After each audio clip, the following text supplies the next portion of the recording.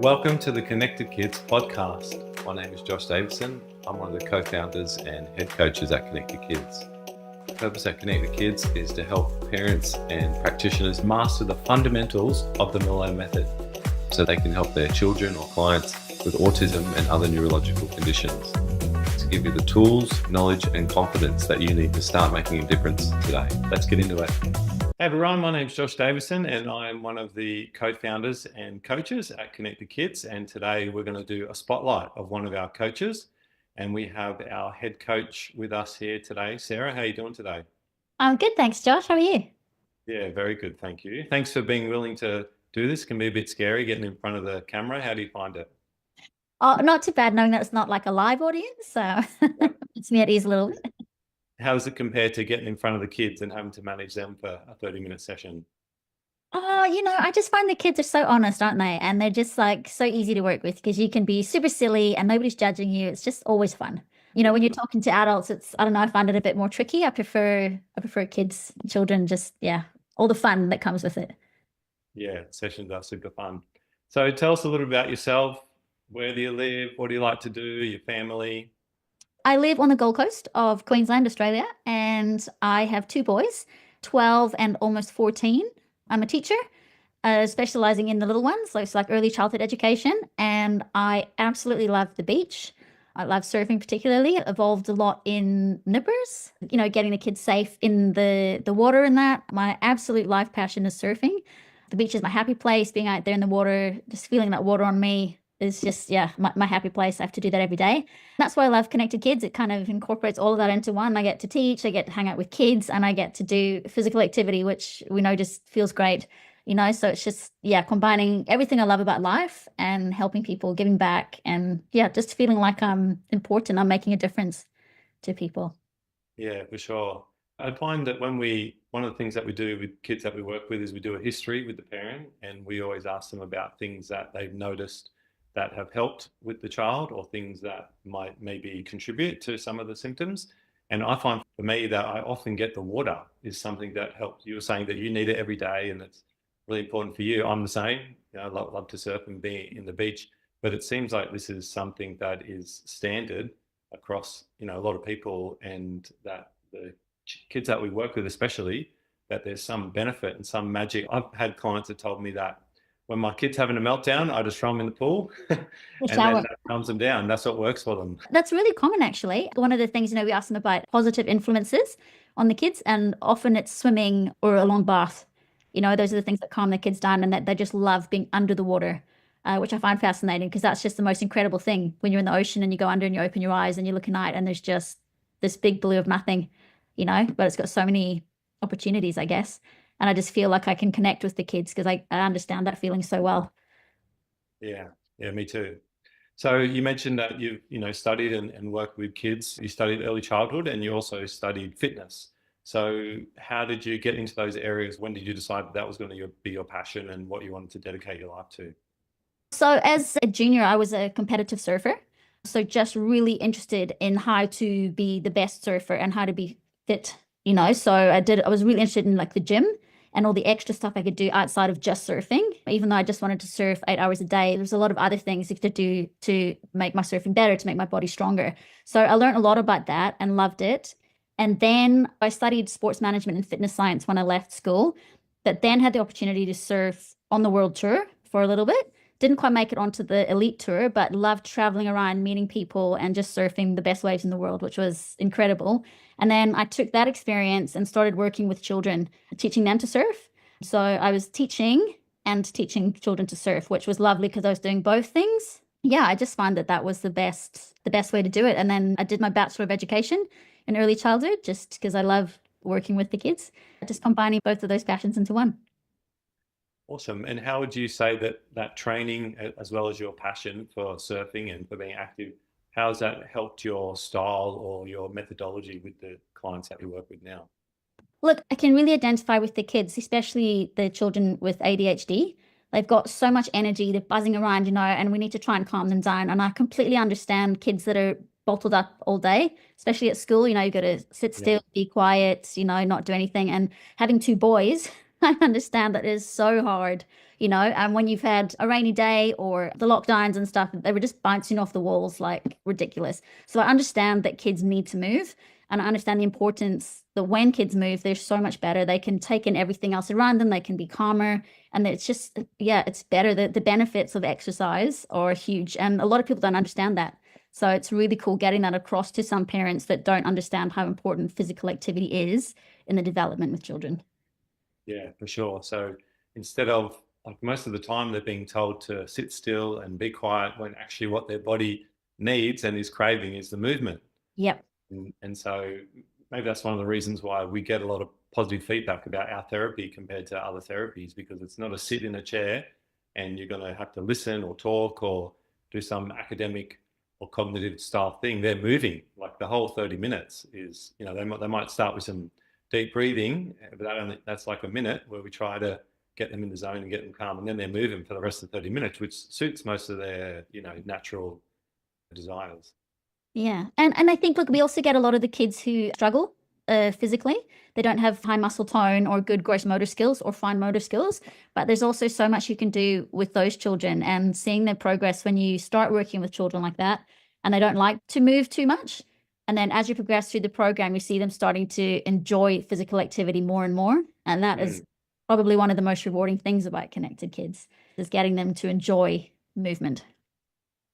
Yeah, you're right. They don't have the confidence and they don't have the abilities. And so then they stay back. I can remember one of the clients that I had, and a teacher shared some feedback that they started playing handball because they were in primary school, but they didn't have the confidence to do that previously. And that was one of the big changes as a result of the program that we did. They had more confidence in their body and using their body, and from sitting out to getting in and playing handball. Because I know for me at primary school, that was the biggest thing, right? It was handball. And so you're missing out on so much of the fun. You're missing out on the social aspect. Social, definitely. Yeah, the physical thing really opens up a lot of doors for the kids. Yeah. So can I ask you, you mentioned about exercise and movement. It's good for everybody, and we know that. But there's also a real benefit, and what we do is we do a personalized program for each of the kids. So how have you found that approach how have you found that to be effective, and how do you tailor this general knowledge and impact of exercise for each kid?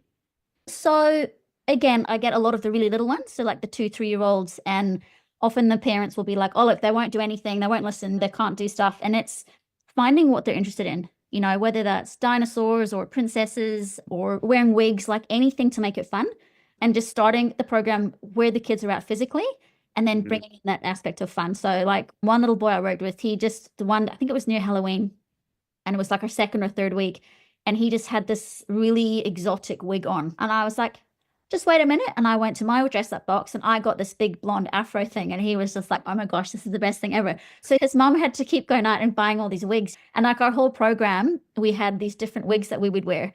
And it was just so much fun doing that, But it's just, yes, I just feel like finding anything fun. For example, someone who loves dinosaurs, instead of doing like a cannonball exercise, it's like, okay, we're going to be dinosaur eggs. And it's like, oh, I can do that. I want to do that. Instead of going, oh, no, I'm not doing any exercises. So yeah, just finding what the kids like and trying to adapt the program to something that's going to be super fun for them and that they're going to just keep wanting to do more and more. Yeah, I love it. Those little things make a difference, where you connect on a few of those little things. It shows that you're picking up on them and that you're listening to them, and that, what they value is important. Yeah, it's really good. But I want to ask you, you've worked with many kids. I keep asking you to count, and you haven't done it yet because you're too busy with all your clients, but it's well over 100. Yeah. And for those who don't know, we deliver the Melillo Method, and we specialize in the online delivery of the Melillo Method so that we can get it to as many kids and families as possible. And from my count, which is just a rough count, like I said, it's well over 100, which puts Sarah in one of the more experienced and top Melillo Method practitioners, definitely in Australia. And so with all of these programs and kids that you've worked with, is there a specific tool, therapy, exercise that you've found that sort of makes a bigger difference compared to some others? Every child is different. Like there's not one, I don't have two programs that are exactly the same. Everyone's slightly different because the kids are different.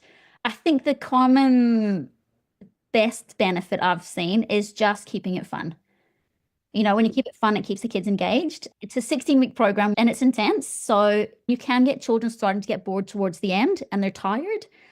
And then you just mix it up completely or let them rest a little bit. There's so many things you can do. If children are getting a little bit sick or they're tired, you can still do a session without all those physical activities. You can just tone it down a little bit and bring them back, give them a week off, but just a lot calmer, a lot easier, and then build up again. Often they just need a little bit of a break and then they're raring to go like twofold. It's quite incredible. And often with those sessions, you'll find that maybe they're going through regressions in other parts of their lives as well, like maybe with meltdowns or social, like bedwetting, anything. They'll have a regression, which is actually a good thing because it's showing that the brain's working, it's developing. As soon as we get through those regressions, instead of stopping the program, I always try and keep going, just doing little bits, whatever we can. And then as soon as you get through that week or maybe 10 days, the kids just fly. The improvements are massive. Any change is a good change, as Dr. Melillo says. Think of a child that hasn't gone through the terrible twos yet. If we start seeing signs of those terrible twos, which they haven't had yet, that means actually, even though the symptom might be, not desirable, the development is desirable. We've got to get through the terrible twos before we get to 3, 4, 5 years old and those abilities that the child can do. So you mentioned it can be tough, and it can be tough for the coach, for the parent, for the child, because it is intense. But again, that frequency and intensity is one of the principles of why we get such great results. Like anything, the more you put in, the more you get out. So when it is tough for you or a parent or a child, is there like one story or experience that you've had that really inspires you and motivates you to keep going? Has there been a client that you just know, we need to keep going because, I know what can be possible? Yeah, so I think the hugest one for me, I worked with this little he was almost 3, and he wouldn't let mum or dad or anyone touch him. He wouldn't let me do Zoom calls with him. He didn't want me to look at him. He would completely refuse to do anything, So mum would have the iPad facing away from him so that I was watching, but he didn't know. And she'd have an AirPod in one ear. So I was talking to her, but just gently. And we started out with like very, very minimum reflex exercises. And I mean, it was just, turning his head, doing the stuff with the paintbrushes, all the gentle things, and he was nonverbal, by the way, didn't want to be touched or anything. And it really just, everything had to be a specific way or he'd freak out. And they were traveling around Australia in their caravan. So we did the sessions and it was that same thing, just building. And they got to the point, it would have been about week 14 or 15. And she sent me this text. So this is a nonverbal kid who would maybe say 1 or 2 words, point to something like very, I guess, nonverbal. And she sent me a text and she said, "You won't believe it, Sarah. Like, my husband and I, we're sitting in the car, we're driving, and we looked at each other and just said, we're those parents whose kids won't be quiet. We are one of those parents now." And I was like, what? Won't shut up now. Yeah, and like just to think that change in an almost 3-year-old where they're just going, he's probably never going to talk. And that you can accept that and just say, okay, he's never going to talk, whatever. Or you can do something about it, put in some hard work, and all of a sudden your child's that one that won't be quiet. It's unbelievable. Yeah, for sure. It's amazing. And well done for the work that you're doing, that you put in as well, because it takes a therapist as well to be on the other side, coaching, pushing them through those hard times and giving them that hope. But once you have that breakthrough and it's possible, then it just gives you so much motivation, doesn't it, to keep going? Yeah, that's awesome. We learn so many lessons from the kids that we work with. They're unique. And sometimes we are focusing on the negative aspects or their symptoms. I love Dr. Melillo's theory is that the reason that they're actually exhibiting these symptoms that seem negative is because they're so genius in one side of their brain. So it's actually, they're so strong and so gifted. The other side of the brain can't keep up. And so that's where these symptoms or unevenness of skills come in. So it's not that they are dumb or there's a problem. It's actually that they're so smart and so gifted. I just love that when you look at them that way and you approach it that way, where you're looking to learn from them and looking to see their strengths, it's a whole different perspective. And I'm interested to know if there's 1 or 2 lessons that you've learned over this time from working with these beautiful, gifted kids. Yeah, and look, I think a lot of that started when I was teaching. We have a lot of support for the kids that need support in that. And often, like thinking back to my teaching days, there were so many kids that I thought, oh yeah, like they just won't read, or they, they just can't do this or can't do that. And it's just how it is. And then with the work I've done now, I look back at those kids and I think they were actually so intelligent. They just were so bored with the boring, mundane classroom stuff that we were trying to do with them that they weren't interested. That's what I love about the kids now that I work with. Like, they teach me stuff all the time, whether it's about like Rubik's cubes or stuff going on in the world, or bridges, whatever it is that they're interested in. But I just go, oh my gosh, I didn't know that. Like, it's awesome. And you realize how incredible these kids are. And I just think, like I often say to the parents, like, your children are gifted, and they're the ones that are going to work for like Microsoft or Apple one day, those big companies that need kids that can think outside the box. Whereas the rest of us will be just doing not me, but like, other people, like just working in those boring office jobs. Your kids are exceptional. So trying to get the parents to see that as well. Most of them know that their kids are exceptional, but just letting them know that it's a good thing. And it's going to serve them well in life, I think. Yeah, they're unique, and that way they can make a unique difference on the world. Yep, exactly. Thank you. So I'd love to know a little bit about how, over these hundreds of kids that you've worked with in many, many years, how do you measure success, either for yourself or during a program with a child? How do you know whether it's working or whether you're having an impact? Because you start to see small results, like small little things. One of the biggest things I find with the program is in the first few weeks, you'll start to notice the children are starting to feel their bodies better.